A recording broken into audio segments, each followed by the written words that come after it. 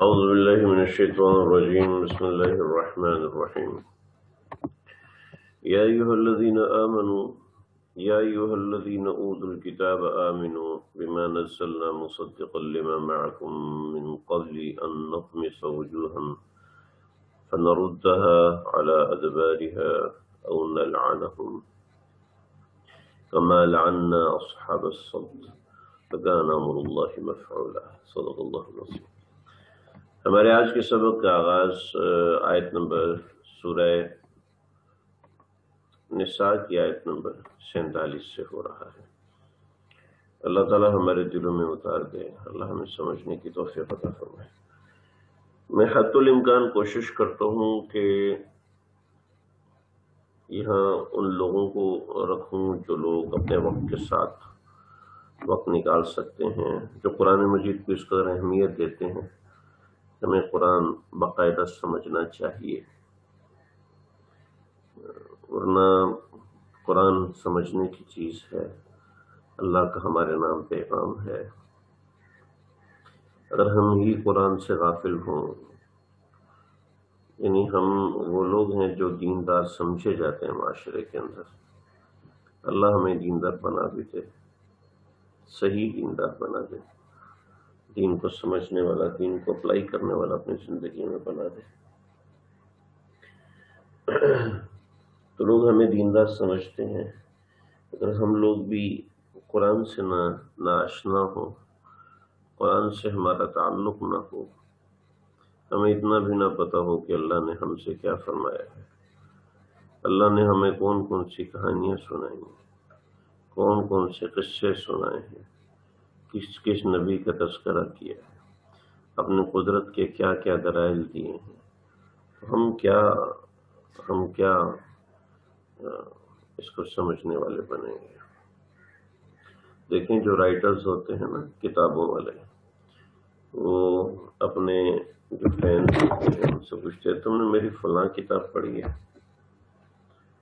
اسی طریقے سے جو ایسے لوگ ہوتے ہیں یہ کہتے ہیں کہ فلاں موقع پہ بہت اچھی بات ہوئی تھی، وہ ذرا سن لینا۔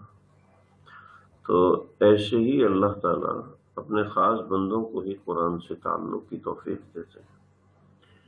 جس کے دل کے اندر قرآن کا شوق اور شغف نہ ہو، اس کو ایمان کا مزہ آ ہی نہیں سکتا۔ دیکھیں جی، جیسے یہ ایک آیت ہے، اب اس آیت کو پڑھیں، اس آیت پہ غور کریں، کتنی زبردست باتیں اللہ رب العزت نے بیان فرمائی۔ میں تو ایک مضمون بتا کے آگے چلا جاؤں گا، لیکن آپ کو اس آیت کو سامنے رکھ کے غور کرنا ہے، سمجھنا ہے، اس سے جو ایمان کی لذت آتی ہے وہ انسان بتا نہیں سکتا، میں بھی نہیں بتا سکتا، آپ سمجھ بھی نہیں سکتے اس طریقے سے۔ امام ابو حنیفہ رحمۃ اللہ علیہ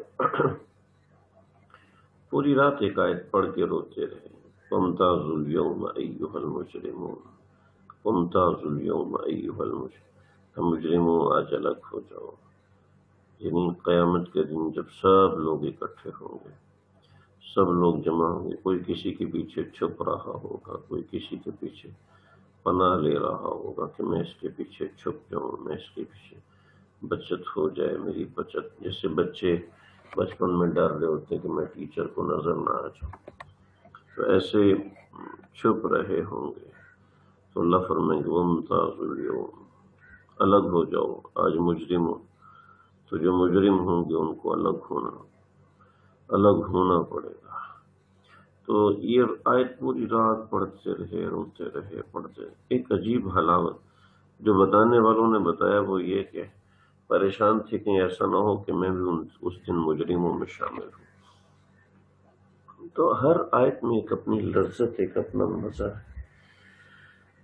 یا ایھا الذین اوتوا، تو اس کی بنیادی چیز ہے کہ کم از کم ہمیں ترجمہ آئے، ترجمے کے ساتھ کچھ بنیادی چیزیں بھی سمجھ میں آ جائیں تاکہ اس سے اس کی حقانیت کھل کے سامنے آ جائے۔ یا ایھا الذین آمنوا، دیکھیں جی درمیان کے مضامین چل رہے ہیں، احکام رعیت گزر گئے، احکام سلطانیت سے پہلے اللہ رب العزت نے کچھ یہود کا رد اور کچھ احکامات کا بیان فرمایا۔ چنانچہ یہاں بھی وہی مضمون چل رہا ہے۔ پیچھے ذکر تھا، پچھلی آیات میں ذکر تھا کہ یہ لوگ کیسے اللہ کے نبی کے ان کے قبائح، یہود کے قبائح بیان فرمائے تھے۔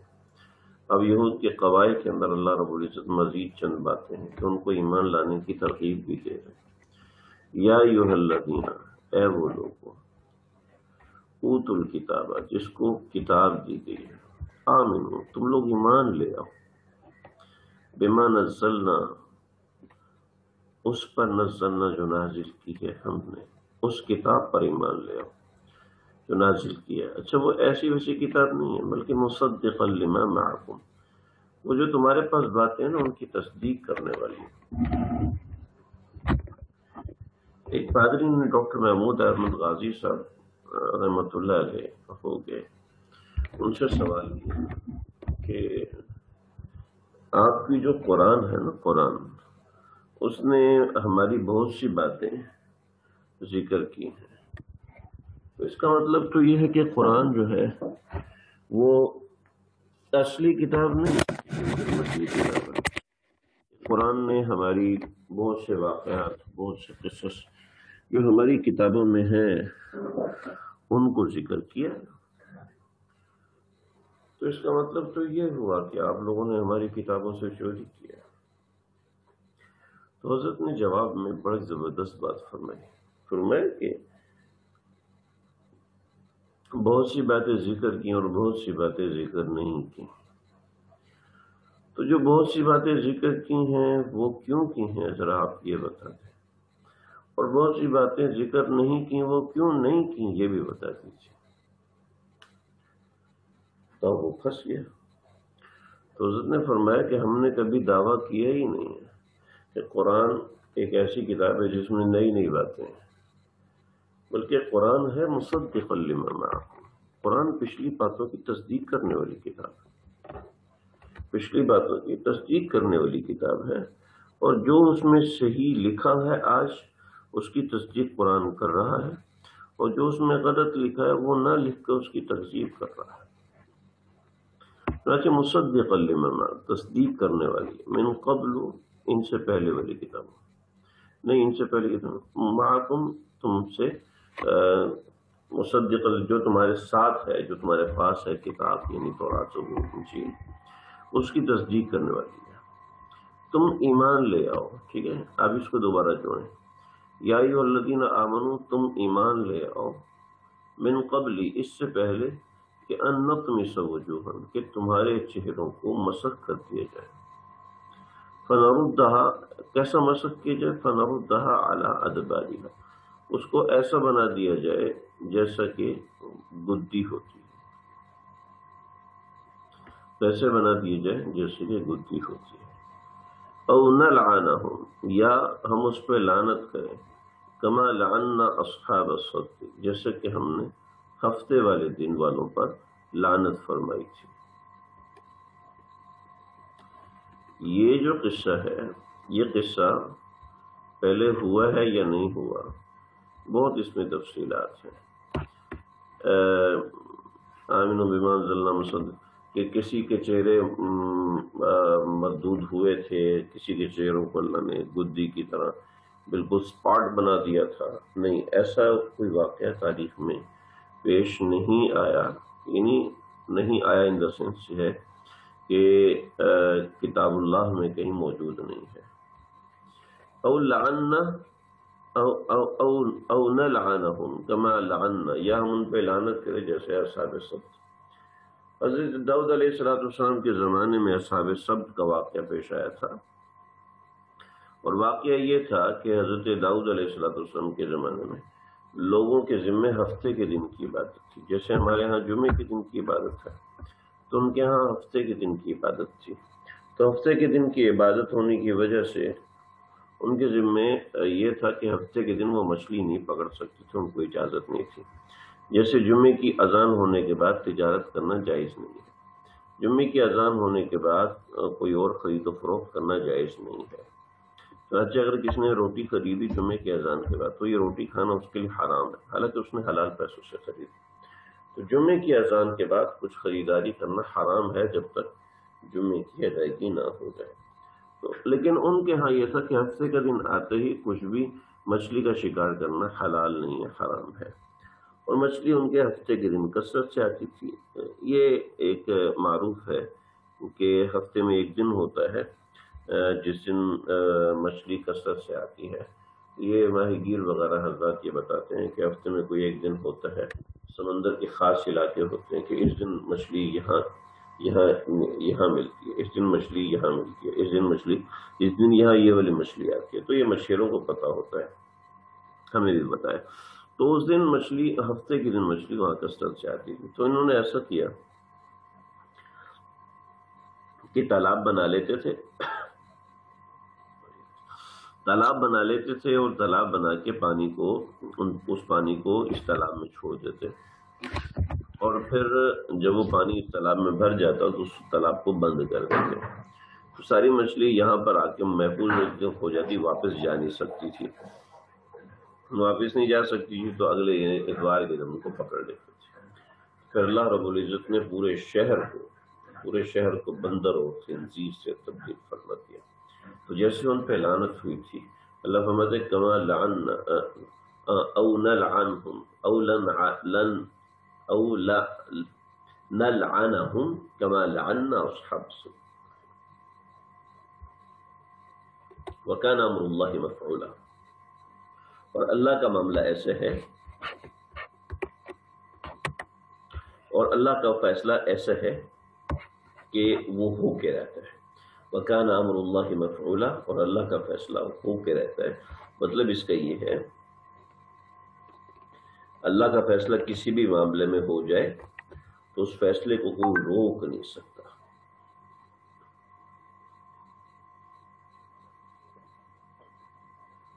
وَكَانَ أَمْرُ اللَّهِ مَفْعُولًا، اللہ کا حکم ہو کے رہتا ہے۔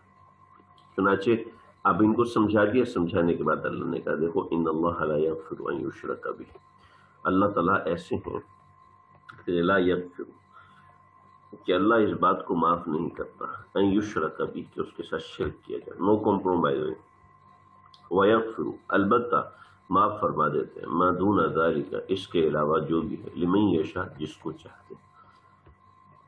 یہ آیت آئی ہے، جب بھی ایسی کوئی آیت آئے تو اس وقت فوراً اللہ سے مانگ لیتا ہے، اللہ جی آپ مجھے بھی چاہ لیجئے، اے میرے اللہ آپ مجھے بھی چاہ لیجئے کہ آپ مجھے معاف فرما دیں، اللہ جی آپ مجھے بھی چاہ لیجئے کہ آپ میری مغفرت فرما دیں۔ وَإِنَّ اللَّهَ لَا يَغْفِرُ أَن يُشْرَكَ بِهِ، اللہ رب العزت نہیں معاف فرماتے شرک، اس کے علاوہ اللہ جس کو چاہتے۔ وَمَن يُشْرِكْ بِاللَّهِ، اور جس شخص نے بھی اللہ کے ساتھ شرک کیا، جس شخص نے بھی اللہ کے ساتھ کسی کو شریک ٹھہراتا ہے، شرک کیا نہیں، وَمَن يُشْرِكْ بِاللَّهِ، جو شریک ٹھہراتا ہے اللہ کے ساتھ کسی کو، فَقَدِ افْتَرَىٰ بُهْتَانًا عَظِيمًا، فَقَدِ افْتَرَىٰ إِثْمًا عَظِيمًا، تو وہ ایسا بہتان باندھتا ہے، افطرا اثم عظیمہ، جو بہت بڑا، جو بہت زبردست گناہ ہوتا ہے۔ یہاں تک ایک بات پوری ہوگی، پھر آگے اللہ رب العزت یہود کے اوپر مزید زجر بیان فرما رہا ہے۔ اچھا جی، یہاں جو بات تھی نا وہ یہ تھی کہ آپ صلی اللہ علیہ وسلم نے رؤساء یہود میں عبداللہ بن سوریہ بھی تھا، کعب بن اسد بھی تھا، تو آپ صلی اللہ علیہ وسلم نے ان سے فرمایا تھا کہ تم لوگ اسلام قبول کر لو، تو انہوں نے کہا کہ بھئی ہم اللہ کی قسم تم جانتے ہو کہ جو میں دین لے کے آئے وہ حق ہے۔ تو کہنے لگے کہ ہم اس دین کو نہیں پہچانتے، تو اس پر اللہ رب العزت نے کتاب نازل فرمائی، یہ آیات نازل فرمائی جو یہاں پر ذکر ہے، اور اس میں زجر بھی ہے اور تنبیہ بھی ہے۔ یہ بتانا میں رہ گیا تھا، لکھا ہوا تھا سامنے۔ اس کے بعد انہیں یہود کو سمجھاتے ہوئے اللہ رب العزت نے مزید زجر فرمایا۔ یہ یہود جو تھے نا، یہ کہتے تھے نحن ابناء اللہ و احباء، ترجمہ میں نے ساتھ لکھا ہوا ہے، نحن ابناء اللہ و احباء، ہم اللہ کے بیٹے ہیں، ہم اللہ کے پسندیدہ ہیں اور اللہ کے محبوب ہیں. لن يدخل الجنت الا من كان هودا او نصارا، جنت میں یہودی اور نصرانیوں کے علاوہ کوئی بھی داخل نہیں ہوگا. یہ لوگ یہ کہتے تھے. تو اللہ فرماتے ہیں کہ دیکھو، اللہ فرماتے ہیں ایسی بات نہیں ہے. الم تر، کیا دیکھا نہیں، الی الذین، ان لوگوں کی طرف، یزکون انفسہم، جو اپنے آپ کو بڑے پاک صاف اور بڑے بڑے پاکیزہ بتاتے ہیں. لہٰذا کبھی بھی اپنی تعریف نہیں کرنی چاہیے، کبھی بھی اپنی تعریف نہیں کرنی چاہیے، کبھی اپنے آپ کو اچھا نہیں کہنا چاہیے، اپنے آپ کو چھوٹا سمجھنا چاہیے. حقیر سے حضرت تھانوی رحمۃ اللہ علیہ سے کسی نے کہا کہ عدالت میں حضرت تھانوی ایک مرتبہ پیش ہوئے. کسی نے کہا کہ جج نے کہا کہ آپ عالم ہیں، آپ عالم ہیں. تو حضرت تھانوی رحمۃ اللہ نے فرمایا کہ لوگ یہی کہتے ہیں، کیونکہ اب خود کہتے جی میں عالم تو نہیں، میں تو حقیر فقیر ہو. یہ تو مسئلہ ہو جاتا. یہ بھی کہنا کہ میں عالم ہوں تو یہ خود کو تھوڑا بڑا سمجھنے کی نہیں، اپنے آپ کو ایک لمحے کے لیے بھی نہیں کہا. ہاں البتہ جہاں اس بات کی ضرورت ہو خود کو ثابت کرنا ہو تو وہاں بتا سکتے ہیں، اس میں کوئی حرج نہیں ہے. البتہ اپنے آپ کو پاکیزہ گرداننا، اپنے آپ کو اچھا کہنا، اپنے آپ کو اچھا ثابت کرنا دلائل کے ذریعے سے نہیں، اپنے اعمال کے ذریعے سے اچھا ثابت کرنا. بل اللہ یزکی من یشاء، اللہ جس کو چاہتے ہیں پاک کرتے ہیں. من یشاء ولا یظلمون فتیلا، اور اللہ کسی کے بس ذرہ برابر ظلم نہیں فرماتے. فتیلہ کے حوالے سے کچھ تفصیل ہے، میں نے یہاں لکھی ہوئی ہے کہ فتیلہ، نقیرہ اور قطمیر، یہ تین لفظ ہیں. نقیر، فتیل اور قطمیر، ٹھیک ہے. یہ تینوں الفاظ جو کسی چیز کے بہت چھوٹا پن کو ظاہر کرنے کے لیے بولے جاتے ہیں. جو فتیل کا لفظ ہے، دیکھیں جو گٹلی میں ایک گڑا ہوتا ہے، ایک چھوٹا سا گٹلی میں بنا ہوتا ہے، لائن سی بنی ہوتی ہے، ٹھیک ہے، اس کو نقیر کہتے ہیں. اس نقیر کے اندر ایک چھوٹا سا دھاگا ہوتا ہے، اس کو فتیل کہتے ہیں، ٹھیک ہے. تو ولا یظلمون فتیلا، اللہ کسی کے اوپر بھی ایسا ذرہ برابر ظلم نہیں فرماتے. مطلب اس کا یہ ہے کہ دین میں جو چاہے آگے بڑھ سکتا ہے. یہ کہنا کہ صرف فلاں خاندان کے لوگ ہی آگے بڑھ سکتے ہیں، فلاں نیک لوگ ہی آگے بڑھ سکتے ہیں، یہ فلاں قبیلے کے لوگ آگے بڑھ سکتے ہیں، فلاں کا بیٹا آگے بڑھ سکتا ہے، نہیں نہیں، یہ بات غلط ہے. چنانچہ دیکھیے کیف یفترون علی اللہ کذبا، یہ کیسے اللہ تعالیٰ کے اوپر جھوٹ باندھتے ہیں. وکفی بہ اثما مبینا، وکفا بھی اسم مبینہ، اور کھلا گناہ ہونے کے لیے یہی بات کافی ہے. وکفا بھی، اور یہی بات یعنی افتراء علی اللہ، اللہ پر افتراء باندھنا، کھلا گناہ ہونے کے لیے یہی بات کافی ہے. ٹھیک ہے جی. یہ واقعہ پڑھ لیجئے. حضرت آپ صلی اللہ علیہ وسلم کے زمانے میں یہ مدینے کا ایک سردار تھا. آپ صلی اللہ علیہ وسلم کے آنے سے پہلے مدینہ کا سردار تو نہیں تھا، یہودیوں کا سردار تھا، اور یہودی حضرات جو ہے وہ اس کو اپنا پیشوا سمجھتے تھے. تو یہ ایک مرتبہ گیا تھا مکے گیا، تو مکے میں ابو سفیان سے ملاقات ہوئی، اور ابو سفیان نے اس سے پوچھا کہ بھی تم بتاؤ کہ بھی کون برحق ہے، ہم مکے والے برحق ہیں یا مدینے والے محمد عربی صلی اللہ علیہ وسلم برحق ہیں؟ تو اس نے کہا کہ تم لوگ بالکل برحق ہو، واقعہ سر یہاں پہ لکھا. تو پھر کہا کہ ٹھیک ہے، اگر ہم برحق ہیں تو تم ان بتوں کو سجدہ کرو. تو کعب بن اشرف نے ان بتوں کو بھی سجدہ کیا. تو یہاں پر اللہ رب العزت نے اسی کی قباحت بیان فرمائی. الم تر الی الذین اوتوا نصیبا من الکتاب. دیکھو حسد ایک ایسی چیز ہے، ایک ایسی بری چیز ہے کہ جو انسان سے بہت بڑے بڑے گھٹیا کام کروا دیتی. چنانچہ یہاں پر الم تر، کہ آپ نے دیکھا نہیں، الی الذین، ان لوگوں کی طرف، اوتوا نصیبا من الکتاب، جن کو کتاب میں سے کچھ حصہ دیا گیا، یؤمنون بالجبت والطاغوت، وہ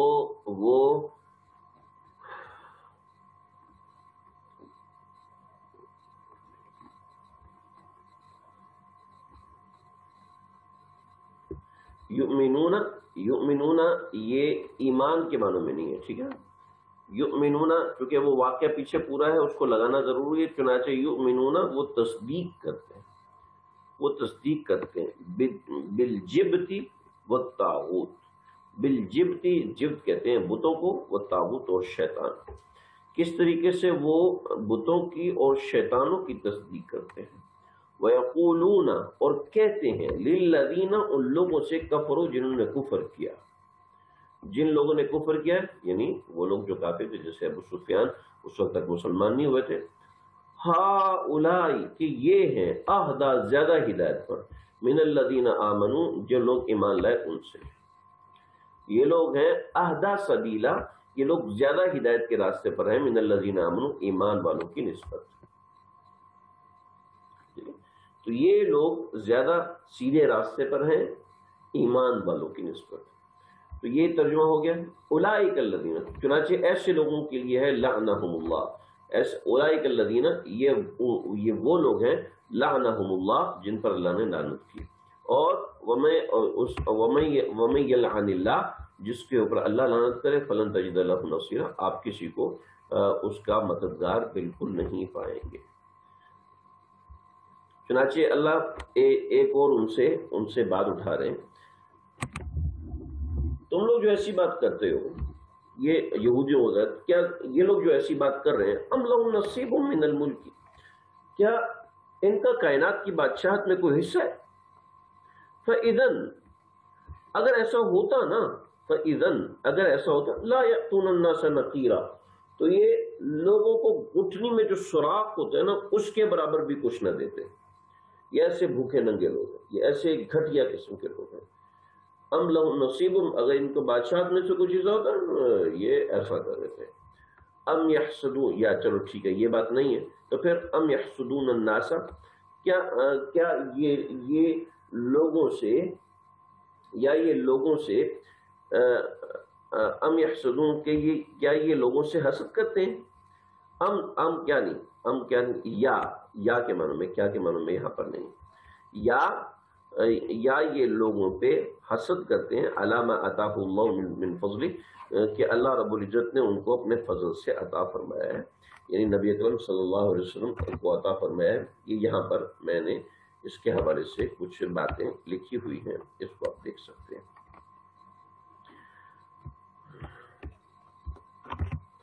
تو یہ اس بات پہ حسد کرتے تھے کہ آپ صلی اللہ علیہ وسلم کی نبوت بنو اسماعیل میں کیوں آئی، بنو اسرائیل میں آنی چاہیے تھی. پتہ نہیں یہ بات میں پیچھے بتا چکا ہوں یہ نہیں بتا چکا. حضرت ابراہیم علیہ السلام کے بعد جتنے پیغمبر آئے تھے سارے کے سارے بنو اسرائیل میں سے آئے تھے. تو یہ لوگ یہ چاہتے تھے کہ یہ پیغمبر یعنی آپ صلی اللہ علیہ وسلم بھی بنی اسرائیل میں سے ہوتے.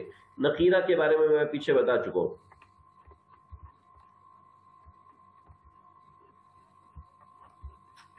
کرسر میرا غائب ہو جاتا ہے. نقیرہ کے بارے میں یہاں پر بتا چکا ہوں، یہ تفصیل اس کے لیے شروع.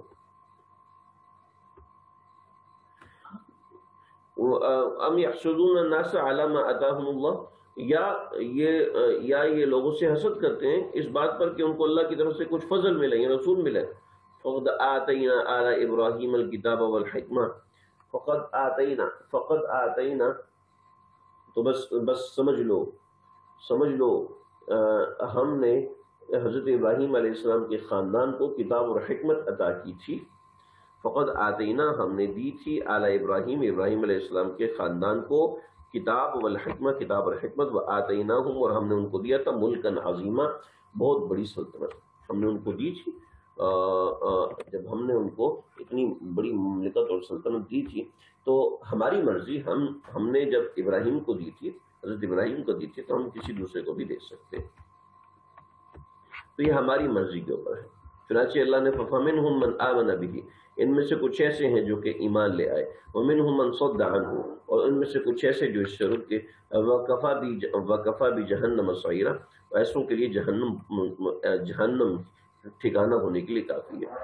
إِنَّ الَّذِينَ كَفَرُوا بِآيَاتِنَا، وہ لوگ جنہوں نے کفر کیا ہماری آیات سے، سوف نصلیہم نارا، ہم ان کو پہنچائیں گے آگ تک. کلما نضجت جلودہم بدلناہم، یہ یہاں پر اور بات ہے انشاءاللہ میں آگے کرنا. ہماری اذان ہوگی. اللہ تعالیٰ سننے کی توفیق عطا فرمائے. السلام علیکم ورحمۃ اللہ.